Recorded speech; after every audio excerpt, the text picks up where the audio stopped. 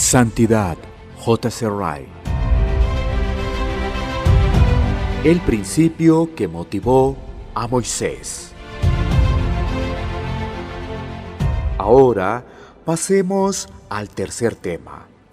Quiero referirme al principio que motivó a Moisés, que lo impulsó a hacer lo que hizo. ¿Cómo se puede explicar esta conducta? ¿Qué razón posible se puede dar? Rechazar aquello que generalmente se considera bueno, escoger lo que comúnmente se juzga malo, no es normal para la carne y la sangre. Esto no es cosa de hombre, esto requiere alguna explicación. ¿Cuál será la explicación? Tenemos la respuesta en el texto. No sé si lo más admirable es su grandeza o su sencillez. Todo radica en una palabrita, y esa palabrita es fe. Moisés tenía fe. La fe fue el origen de su conducta increíble. La fe lo llevó a hacer lo que hizo, escoger lo que escogió y rechazar lo que rechazó.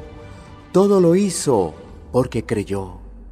Dios le puso en la mente su propia voluntad y propósito.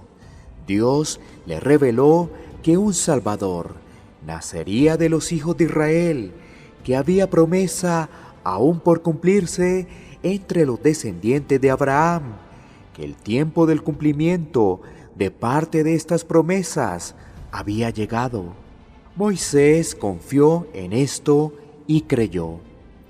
Y podemos trazar cada paso en su maravillosa carrera, cada acción en su peregrinaje por la vida después de dejar la corte de Faraón, su decisión de parecer malo, su rechazo de parecer bueno. A esta fuente veremos que todo descansa sobre este fundamento. Dios le había hablado y él tenía fe en la palabra de Dios. Creyó que Dios cumpliría sus promesas, que lo que dijo que iba a hacer indudablemente lo haría, y lo que pactó realizar indudablemente lo cumpliría. Creyó que con Dios nada es imposible. La razón y el sentido común dirían que la liberación de Israel era una imposibilidad, que los obstáculos eran demasiados y las dificultades muy grandes.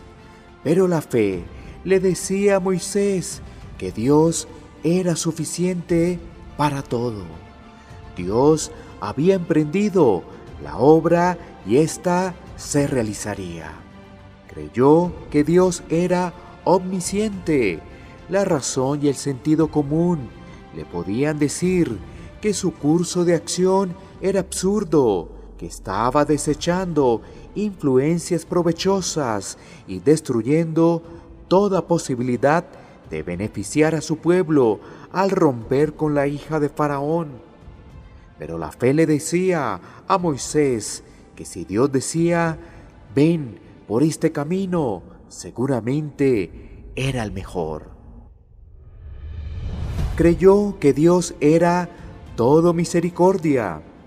La razón y el sentido común podían sugerir que sería posible encontrar una manera más agradable de liberar al pueblo, que habría que ceder en algunas cosas y que se podrían evitar muchas dificultades.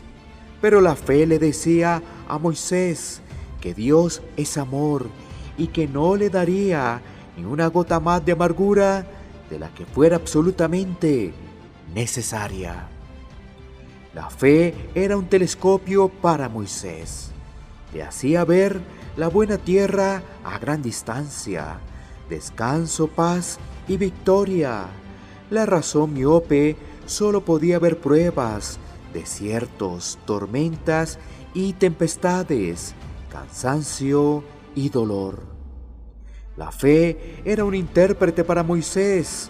Le hacía encontrar un significado reconfortante en los aparentemente oscuros mandatos escritos por Dios, mientras que el sentido común, en su ignorancia, no podía ver más que misterio y necedad.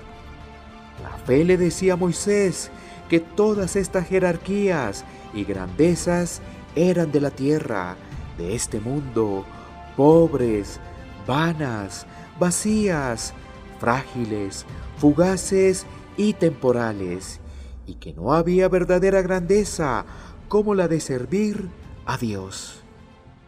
Él era el rey, Moisés era el noble que pertenecía a la familia de Dios. Era mejor ser último en el cielo que el primero en el infierno. La fe le decía a Moisés que los placeres terrenales eran placeres del pecado.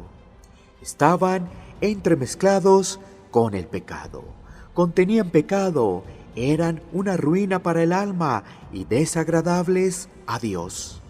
Sería de poco consuelo gozar de un placer mientras Dios estaba en su contra. Era mejor sufrir y obedecer a Dios que sentirse bien y pecar. La fe le decía a Moisés que al final de cuentas estos placeres eran solo por un tiempo, no podían durar, todos eran breves, pronto lo cansarían y tendría que dejarlos con el correr del tiempo. La fe le decía a Moisés que en el cielo había una recompensa para el creyente, mucho más rica que los tesoros de Egipto, riquezas duraderas, donde el moho no corrompe, ni ladrones entran y hurtan. Allí la corona sería incorruptible, el peso de gloria sería enorme y eterno. Y la fe le pedía que mirara a lo lejos, a un cielo invisible, si sus ojos estaban deslumbrados por el oro egipcio. La fe le decía a Moisés que la aflicción y el sufrimiento no eran realmente malos, eran la escuela de Dios en la que capacita a los hijos de su gracia para la gloria, los remedios necesarios para purificar nuestra voluntad corrupta, el horno en el cual quemar nuestra escoria, el bisturí que tiene que cortar los lazos que nos unen al mundo. La fe le decía a Moisés que los israelitas, despreciados, eran el pueblo escogido por Dios. Creía que la adopción, el pacto, las promesas y la gloria les pertenecían, que de ellos un día la semilla de la mujer germinaría y heriría la cabeza de la serpiente, que disfrutaban de la bendición especial de Dios, que eran hermosos y bellos a sus ojos, y que era mejor ser el portero del pueblo de Dios que reinar en palacios de maldad. La fe le decía a Moisés que todos los reproches y las burlas dirigidos a él eran reproches a Cristo, que era un honor recibir burlas y desprecios en nombre de Cristo, que quien quiera que persiga al pueblo de Cristo, persigue a Cristo mismo, y que llegará el día cuando sus enemigos se inclinen ante él y laman el polvo. Todo esto y mucho más que me es imposible mencionar en detalle, vio Moisés por fe. Estas eran las cosas que creía, y creyendo hizo lo que hizo. Estaba convencido de ellas y las hizo suyas. Las consideró como certidumbres, las tuvo como verdades sustanciales, las contó tan seguras como si las viera con sus propios ojos. Actuó en consecuencia porque eran realidades, y esto lo convirtió en el hombre que era. Tenía fe, creía. No nos sorprendamos porque rechazó grandezas, riquezas y placeres. Él miraba hacia el futuro. Veía con los ojos de la fe a reinos desmoronarse en el polvo.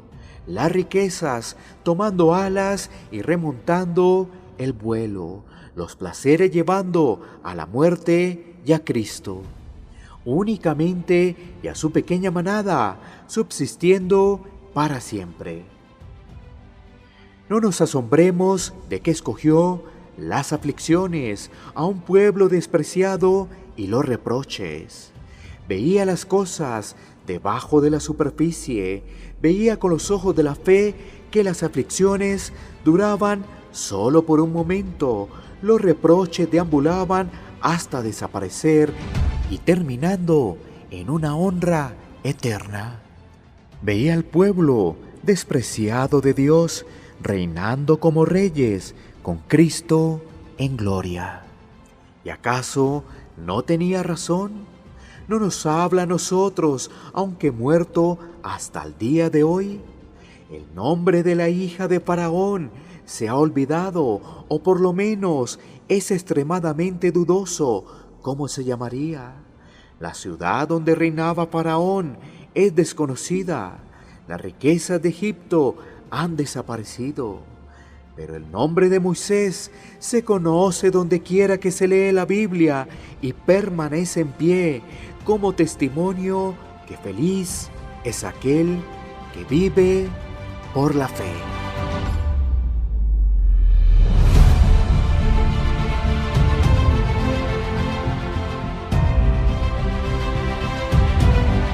Santidad, J.C. Ryle.